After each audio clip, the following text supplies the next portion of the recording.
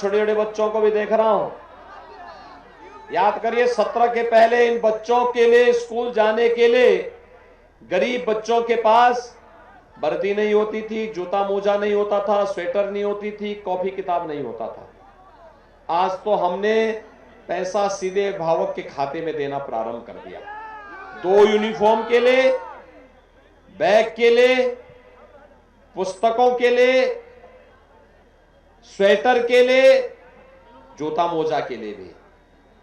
यानी आप देख सकते हैं सरकार हर एक गरीब की चिंता कर रही है। गरीबों के लिए मकान बन रहे हैं, गरीब के घर बिजली पहुंच रही है, हर गरीब को शौचालय दे दिया गया है, गरीब को फ्री में राशन दिया जा रहा है, बड़े बड़े इंफ्रास्ट्रक्चर डेवलपमेंट के कार्य भी हो रहे हैं। क्या ये काम पहले हुए तो होते थे क्या? और अभी तो हमने ये शुरुआत की है। अभी तो भाइयों बहनों 10 मार्च के बाद आज 5 चरण के चुनाव संपन्न हो गए हैं। 5 चरण के चुनाव का रुझान क्या बताऊं? सुनना चाहेंगे? भारतीय जनता पार्टी पूर्ण बहुमत से काफी आगे निकल गई है। अब हमें फिर एक बार 300 पार के लक्ष्य को प्राप्त करना है। और 300 पार के लक्ष्य के लिए गोरखपुर जनपद की 9 की 9 सीट चाहिए। सहजनवा भी, गोरखपुर ग्रामीण भी। सहमत हैं? सभी लोग सहमत हैं? भाइयों बहनों अभी तो ये शुरुआत है। देखो 10 मार्च के बाद जब सरकार बनेगी तो हर गरीब परिवार को फ्री में होली और दीपावली को रसोई गैस का सिलेंडर भी मिलेगा। 60 साल से ऊपर की महिलाओं को उत्तर प्रदेश परिवहन निगम की बस में फ्री में यात्रा की सुविधा देंगे। किसानों को, अन्नदाता किसानों को आने वाले 5 वर्ष में ऐसी व्यवस्था बनाएंगे कि ट्यूबवेल का उन पर कोई खर्चा नहीं आएगा। फ्री में ट्यूबवेल कनेक्शन। और भाइयों बहनों बेटियों की शादी के लिए अब तक मुख्यमंत्री, जब मैं मुख्यमंत्री बना था मैंने शुरुआत की थी 51,000 गरीब बेटियों की शादी के लिए हम लोग देते हैं अनुदान, कन्यादान के लिए। अब इस राशि को बढ़ा करके 1 लाख रुपया करेंगे। 1 लाख।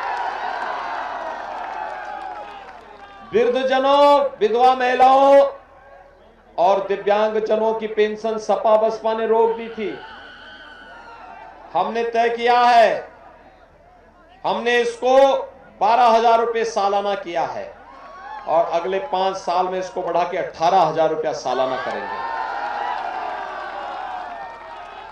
बेटियों के लिए जो मेधावी बेटी होगी, कॉलेज में पढ़ेगी, अच्छे नंबर लेके आएगी, उसको फ्री में स्कूटी देंगे। हर स्नातक नौजवान को, वह बीए कर रहा हो, BSc, BCom, MSc, MCom, MA, BTech, MTech, BE, ME, pharmacy, nursing, polytechnic, ITI, engineering कुछ भी कर रहा है, और नौजवानों को वर्तमान में हम 1 करोड़ नौजवानों को टैबलेट, स्मार्टफोन दे रहे हैं। समाजवादी पार्टी ने शिकायत की है। शिकायत क्या की है? शिकायत की है कि चुनाव के दौरान नहीं वितरित होना चाहिए। हमने कभी, हम तो 6 महीने पहले वितरण शुरू कर दिया। अब कोरोना आ गया, इसमें हमारी गलती क्या है? ये तो जैसे जैसे प्रोडक्शन होगा वैसे तो वितरित होगा, लेकिन अगर तुम विरोध कर रहे हो तो मान के चलिए कि 10 मार्च के बाद हम 2 करोड़ नौजवानों को देंगे। और इसका जो खर्चा आएगा ऑनलाइन एजुकेशन का, ऑनलाइन एजुकेशन, ऑनलाइन एग्जामिनेशन और ऑनलाइन कंपटीशन की प्रिपरेशन के लिए, ये भी सब फ्री में देंगे। Digital access free. मां बाप पर कोई खर्चा नहीं आएगा। यूपी का नौजवान भी स्मार्ट बनेगा। और भाइयों बहनों यही नहीं, हर परिवार के एक नौजवान को, एक सदस्य को नौकरी, रोजगार अथवा स्वतः रोजगार के साथ जोड़ने का काम भी अगले 5 वर्ष के अंदर करेंगे। सपा के लोग बहुचक हैं, कह रहे पैसा कहां से आ रहा है। मैंने कहा देखो भाई, सरकार चलाने के लिए नियत साफ होनी चाहिए, मेहनत करनी पड़ती है, उस प्रकार की सूझबूझ चाहिए, उस प्रकार की नियत चाहिए।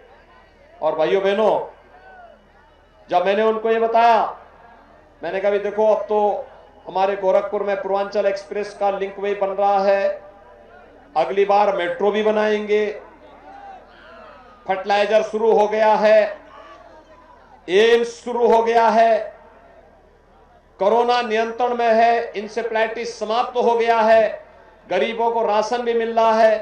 कहा समाजवादी पार्टी के नेता कहने लगे हमने भी काम किया। मैंने कहा कौन सा काम किया बताओ। काम ने भी किया। मैंने कहा यार कोई काम तो गिनाओ। कहा साहब देखिए, हम लोगों ने कब्रिस्तान की बाउंड्री वाल बनाई। क्या काम किया उन्होंने? कब्रिस्तान की बाउंड्री।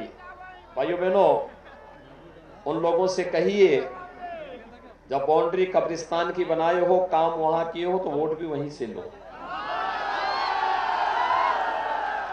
और देखना यहां तो विकास भी हुआ है। और गरीबों के राशन पर जिन लोगों ने डकैती डाली थी, विकास की योजनाओं को जो लूट खसोट का जरिया बनाते थे,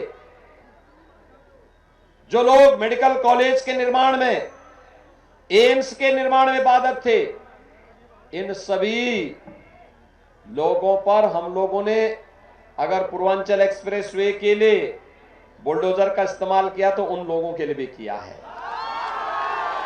बुरा तो नहीं किया ना? ये चालू रहना चाहिए ना?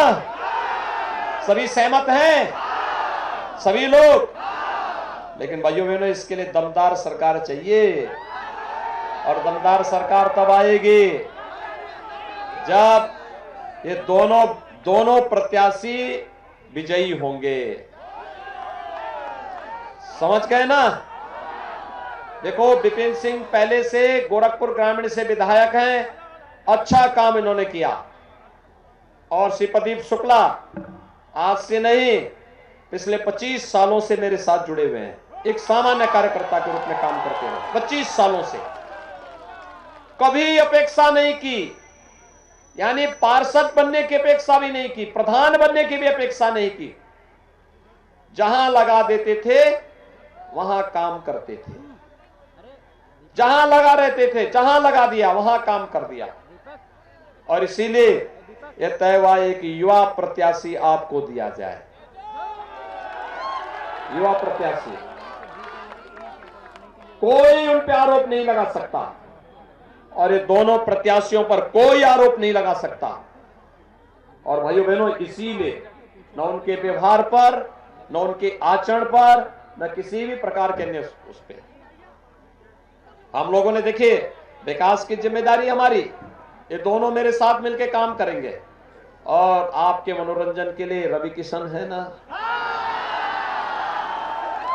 रवि किशन जी की फिल्म देखते हैं, फ्री में दिखाते हैं कि पैसा लेके? देखो, वे खड़े हो जाते तो वही फिल्म है, ठीक है ना? वही फिल्म है। मैंने तो अश्वनी जी से भी कहा कि एक आध उनकी फिल्मों में शूटिंग कर लो। भाइयों बहनों, आप सबसे मैं कहूंगा, देखिए वहां रवि किशन जी ने गाया कि नहीं गाया? यहां पे गाया है। कैसा गाया है? अच्छा गाया। आपको तो फ्री में सुना देते, हम लोगों को फ्री में नहीं सुनाते। और इसीलिए रवि किशन जी भी देखिए, कलाकार होना ये सौभाग्य की बात है, ये ईश्वर प्रदत्त गुण है। कला का सम्मान होना चाहिए। एक गरीब घर से निकल करके मुंबई में जाकर के इन्होंने भोजपुरी फिल्म जगत में अपनी प्रतिष्ठा प्राप्त की। और जब 2017 में मुझे मुख्यमंत्री बनाया गया, 19 में चुनाव हो रहे थे, तो मुंबई से इनको लेके आया वहां से। मैंने कहा क्या मुंबई में पड़े हुए, चलो अपने गोरखपुर का विकास करो। और आपके विकास के लिए लगे रहते हैं। देखो कोई नानुकुर नहीं करते, आपके बीच में काम करते हैं, लगे रहते हैं, सेवा कर रहे हैं।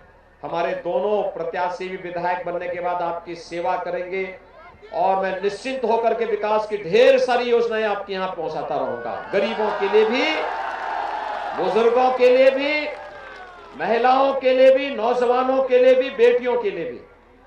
और इसके लिए इन दोनों को जीतना आवश्यक है। 3 मार्च के दिन चुनाव जीतने की पहली शर्त क्या? अपने अपने बूथ को संभालना।